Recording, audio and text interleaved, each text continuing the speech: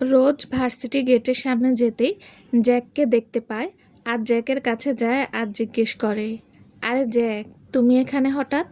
তুমি তো বলেছিলে তোমার বাবার সাথে দেখা করতে ওয়াশিংটন যাবে।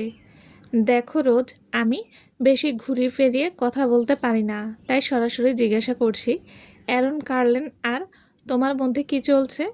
রোজ কিছুটা হতভম্ব হয়ে যায়। জ্যাকও যে সেই গুঞ্জন শুনেছে সেটা রোজ বুঝতে পারে। রোজের কেন জানি খুব রাগ হচ্ছে সব কিছুর প্রতি। তবুও নিজেকে সামলে নিয়ে রোজ উত্তর দেয়, কি চলবে? উনি আমাদের টিচার, দ্যাটস ইট। ও, তাহলে অন্যদের থেকে তোমাকে অন্য নজরে দেখে কেন? মাঝে মাঝে কেবিনে ডাকে কেন? জ্যাকের কথায় আর ইঙ্গিত বুঝতে পেরে এবার রোজের রাগটা আরও বেড়ে যায়। রাগের মাথায় বলতে শুরু করে, লিসেন জ্যাক, অ্যারন স্যার আমাকে যেমন চোখে দেখে অন্য সবাইকেও সেই চোখেই দেখে। আমি কোনো পার্থক্য খুঁজে পাই না। আর এটা সত্য, স্যারের কেবিনে আমি যেতাম কারণ আমি মাঝে মধ্যেই স্যারের কাছ থেকে বিভিন্ন বই নিয়ে পড়তাম। সেগুলো নিতে আর ফেরত দিতেই যেতাম। এমন বিখ্যাত লেখকের বই সহজে পাওয়া যায় না, আর আমি সুযোগ থাকতে ছেড়ে দেব? অত বোকা আমি না। খানিকটা থেমে রোজ আবারও বলতে শুরু করে, অ্যারন স্যার আর আমার মধ্যে কিছু থাকেও তাতে তুমি কথা বলার কে? আমার পার্সোনাল লাইফে তুমি ইন্টারফেয়ার না করলেই বেটার। ফ্রেন্ডের মতো থাকো। জ্যাক শান্ত করুণ স্বরে রোজকে বলে, আমি কখনো তোমার খারাপ চাই না রোজ। শুধু এটুকুই বলবো, সবসময় চোখের দেখা সত্যি হয় না। অ্যারন থেকে দূরে থাকাই তোমার জন্য ভালো। বলে জ্যাক সেখান থেকে চলে যায় আর রোজ রেগে বাড়ি চলে যায়। অনুর বাড়ি আসার পর অনুর এমন কাদা মাখা অবস্থা দেখে অনুর মা অনুর দিকে তেড়ে আসে আর বলে, তুই ভার্সিটি গেছিলি নাকি কাদায় ফুটবল খেলতে গেছিলি? তোর এমন অবস্থা কেন? নিশ্চিত কারোর সাথে ঝামেলা করে মারামারি করে এসেছিস। আজ তোর বাবা আসুক, এর হেস্তনেস্ত করে ছাড়বো। অনু ইনোসেন্ট হয়ে তার মাকে বলল, মা বিশ্বাস করো, আমি এমন কিছুই করি নাই। ক্লাস থেকে বেরিয়ে যাচ্ছিলাম, কোথা থেকে কতগুলো শয়তান পোলা এসে কাদা পানি ছুঁড়ে আমার এই অবস্থা করে দিচ্ছে। ভার্সিটির দামড়া ছেলেরা এসব করেছে ভার্সিটিতে, এটাও বিশ্বাস করতে হবে? আর তোর রেকর্ড আমার জানা আছে, 1 নম্বরের ফাজিল মাইয়া তুই। এভাবে অনুকে বকতে বকতে অনুর মা কিচেনে চলে যায়। অনুর মা যেতেই অনুর রাগ নিয়ে বিড়বিড় করে বলে, ওই শয়তানের হাড্ডিগুলোর জন্য আমার এই অবস্থা। তোগো আমি এমন অবস্থা করবো বলেই ফ্রেশ হতে চলে যায়। তারপর নিচে এসেই পেপার খোঁজা শুরু করে। এতে সব পেপার উল্টা পাল্টা হয়ে ছড়িয়ে ছিটিয়ে যায়। অনুর মা রুমে থেকে এসে এই অবস্থা দেখে আরও রেগে যায়। কিছুক্ষণ আগে এক কাণ্ড করে এখন আবার সব এলোমেলো করছিস। সব যদি ঠিকমতো না গুছাচ্ছিস তো তোর একদিন কি আমার 10 দিন। অনু সেসব কথা কানে না নিয়ে তার মাকে জিজ্ঞেস করে, মা গত 3 দিনের পেপার কোথায়? অনেক খুঁজেছি কিন্তু পাচ্ছি না। অনুর মা ব্রুকুচকে অনুকে জিজ্ঞেস করে, কেন, পেপার দিয়ে কি করবি?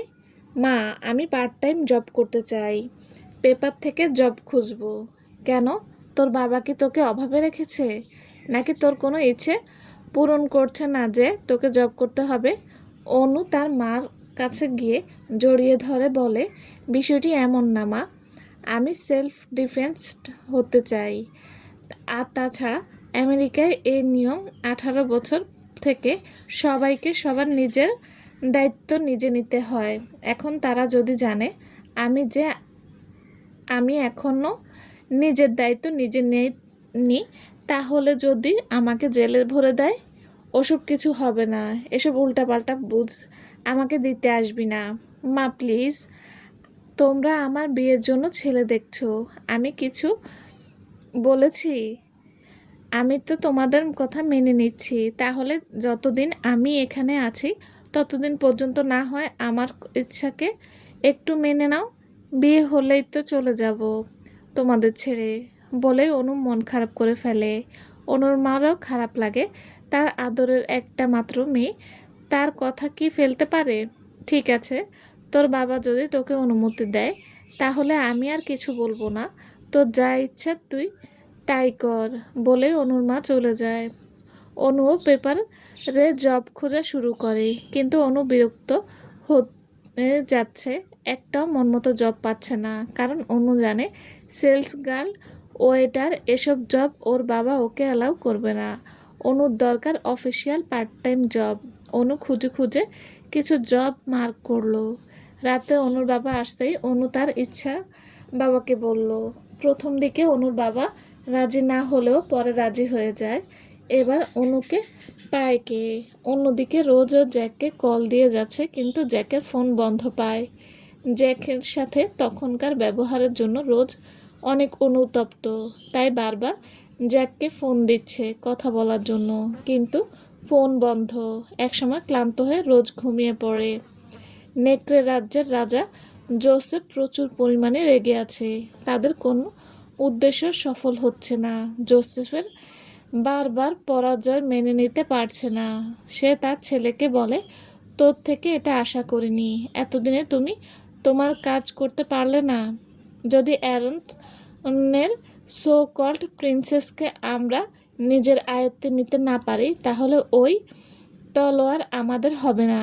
আর ভ্যাম্পায়ারদের থেকে তোমার বড় ভাই জথানের মৃত্যুর প্রতিশোধও আর নেওয়া হবে না। তোমার ব্যর্থতা মানে তোমার ভাইয়ের আত্মা শান্তি পাবে না। তুমি চিন্তা করো না ড্যাড, আমার তোমার ছেলে ব্যর্থ হবে না। ওর শো কল্ড প্রিন্সেস আমার হবে, সাথে তলোয়ার এর দ্বিতীয় মালিকও আমার আয়ত্তে থাকবে। ওর প্রিন্সেসের হাতেই ওর মৃত্যু হবে, বলেই সে চলে যায়। পরদিন ভার্সিটিতে গিয়ে অনু রোজ আর প্রেসাকে খোঁজা শুরু করে। আজ অনু নিজের অপমানের প্রতিশোধ নেবে। অনু নিজের সাথে পচা ডিম আর টমেটো ও এনেছে। কত কষ্ট যে এগুলো সংগ্রহ করেছে সেটা অনু যে জানে। কিছুক্ষণ খোঁজার পর অনু রোজ আর প্রেসাকে পেয়ে যায়, আর ওদের কাছে গিয়ে কালকের ঘটনা খুলে বলে, আর নিজের প্রতিশোধ নেওয়ার কথাও বলে। অনুর প্রতিশোধের কথায় রোজ আর প্রেসা চমকে একে অপরকে দেখে। ওরা ভেবেছিল অনু চঞ্চল প্রাণখোলা একটা মেয়ে, কিন্তু তার সাথে এমন বিচ্ছু তা আজ জানলো। প্রেসা রাজি হয়ে যায় অনুর কথায়, আর সাথে অনেক এক্সাইটেড। ওই বদমাইশগুলো প্রেসাকেও অনেক জ্বালিয়েছে, কিন্তু রোজ এসব কিছু করবে না বলে জানিয়ে দেয়। অনু রোজকে বলে ওকে কিছু করতে হবে না, শুধু যেন তাদের সাথে থাকে। ওরা সবাই মাস্ক পরে নেয় যাতে চিনতে না পারে। তারপর ওই বদমাইশগুলোকে খুঁজতে থাকে, আর ভার্সিটির পেছনের মাঠে যে দেখতে পায়। ওদেরকে দেখতে পেয়ে রোজ অনু প্রেসা কিছুটা আড়ালে গিয়ে দাঁড়ায়, আর অনু প্রেসা পচা ডিম টমেটো ওদের দিকে ছোড়া শুরু করে। ছেলেগুলো কিছু বোঝার আগেই কুপোকাত। একজন তো চোট সামলাতে না পেরে কাদায় পড়ে যায়। আর এর মাঝেই রোজের ফোন আসে, আর ফোনের কথা শুনে হন্তদন্ত হয়ে সেখান থেকে চলে যায়। আর ওরা যখন বিষয়টা বুঝেছে ততক্ষণে রোজ বেরিয়ে যায়, আর ওরাও সে জায়গা থেকে পালিয়ে বাসায় চলে যায়। তখন রোজের কাছে জ্যাকের ফোন আসে, আর একজন বলে এই ফোনের মালিক অ্যাক্সিডেন্ট করেছে, হসপিটালে ভর্তি আছে। রোজ ফোন পেয়ে দ্রুত হসপিটালে চলে যায়, আর জ্যাকের কেবিন খুঁজতে থাকে, আর পেয়েও যায়। রোজ কেবিনে ঢুকে দেখে জ্যাকের মাথায় ব্যান্ডেজ, আরও অনেক জায়গায় ব্যান্ডেজ করা, আর জ্যাক চোখ বন্ধ করে শুয়ে আছে। কেউ এসেছে বুঝতে পেরেই জ্যাক চোখ খুলে দেখে রোজ এসেছে, কিন্তু জ্যাক কিছু না বলে মুখ ঘুরিয়ে নেয়। রোজ বুঝতে পারে কালকের কথায় জ্যাক রাগ করে আছে। রোজেরও খারাপ লাগে, লাগছে জ্যাকের জন্য। এখন কেমন লাগছে জ্যাক? ভালো। আই এম সরি জ্যাক, কাল আমার মাথার ঠিক ছিল না, তাই কি না কি বলে ফেলেছি আমি বুঝতে পারিনি। ইটস ওকে রোজ, তোমার লাইফ, তোমার পুরো অধিকার আছে নিজের সিদ্ধান্ত নেওয়ার। আমারই উচিত হয়নি কিছু বলা।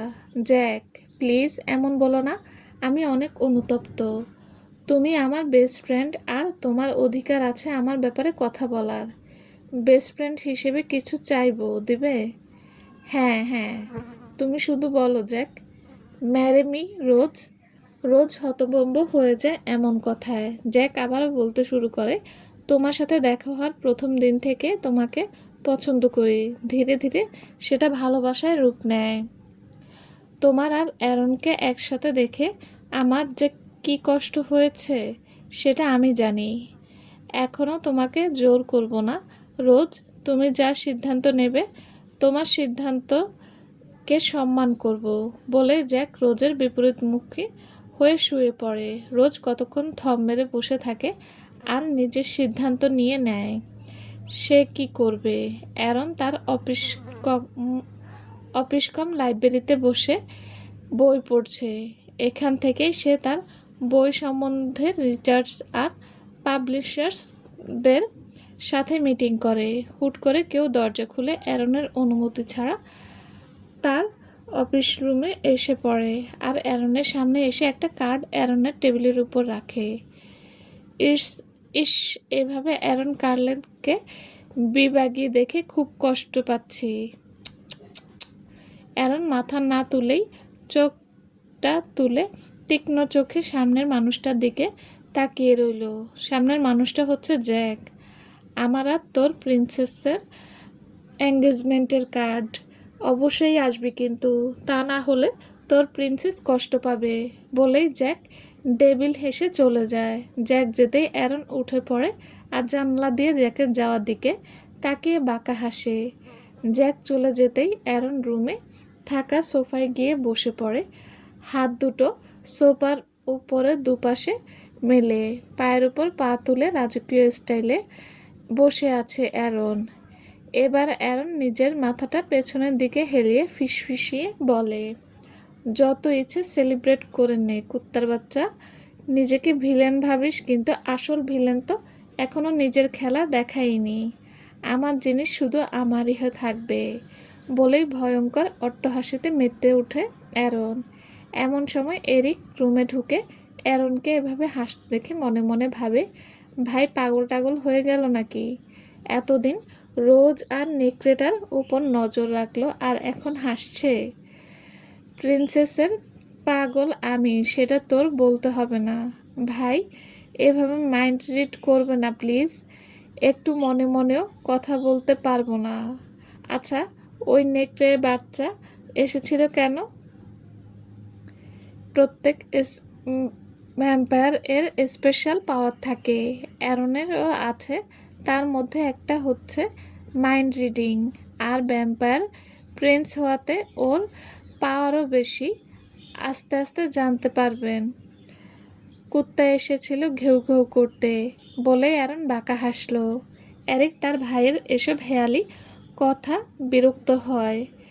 হুট করেই টেবিলে রাখা কার্ডটা দেখে আর অবাক হয়ে অ্যারনকে জিজ্ঞেস করে, ওই নেকড়ের বাচ্চার সাথে রোজের এঙ্গেজমেন্ট আর তুমি এখনো চুপ করে আছো ভাই?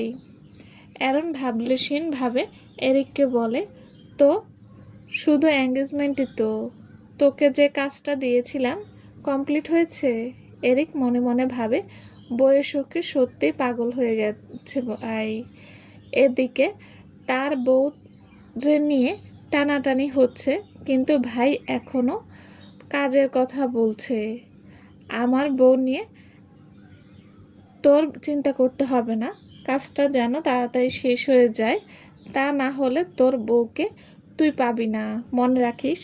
এরিক ভ্যাবাচাকা খেয়ে বলে, না না ভাই, এমা মানে এমিলিয়াকে লুকাতে বলো না প্লিজ।